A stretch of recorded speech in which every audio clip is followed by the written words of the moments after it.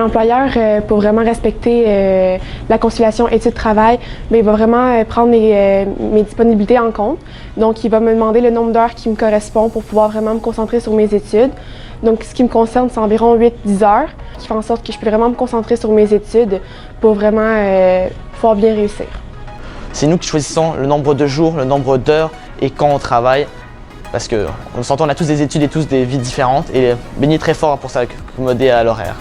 Une conciliation études-travail, c'est quand on peut continuer nos études tout en pouvant trouver du temps pour faire un peu d'argent en travaillant. Puis souvent, il faut que ça soit des horaires souples parce qu'on ne sait pas tout le temps qu'est-ce qu'on fait à l'école.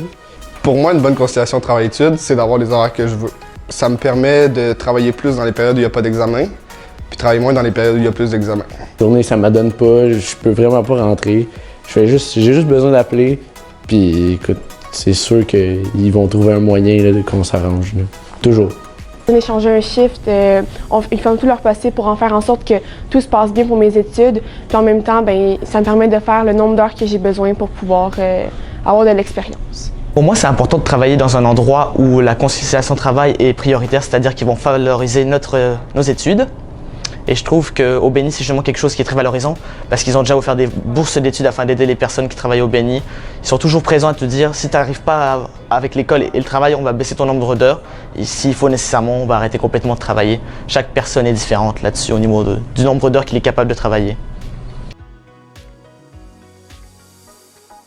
Ce qui me motive à poursuivre, c'est que chacune de mes idées me passionne. Puis là, j'en trouve une autre qui me passionne plus. C'est vraiment de suivre les traces de mes parents parce que mes parents, c'est vraiment mes modèles. Ils ont fait beaucoup d'études, c'est des grandes personnes maintenant, puis je les trouve vraiment inspirants. Donc pour moi, c'est vraiment important de vouloir faire beaucoup d'études pour faire quelque chose qui me passionne comme eux font présentement. Mes grands-parents aussi me soutiennent énormément, la famille en général. Mes parents, parce que ça vient avec des paiements, il faut que je me rende au DP en auto, fait que j'ai pas le choix d'avoir un travail. Puis en même temps, ça fait de quoi faire, c'est le fun de travailler, puis avoir une paye, puis avoir un petit peu d'argent pour se payer des choses. Principalement, c'est mes parents.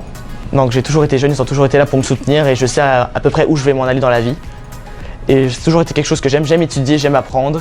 Et le travail, ça passe toujours en arrière. Mais le travail, c'est aussi quelque chose de bien. C'est-à-dire que je fais autre chose que juste être chez moi, passer du temps à rien faire. Et travailler me permet de dépenser l'énergie qu'il y a en plus. Merci Patrick Morin.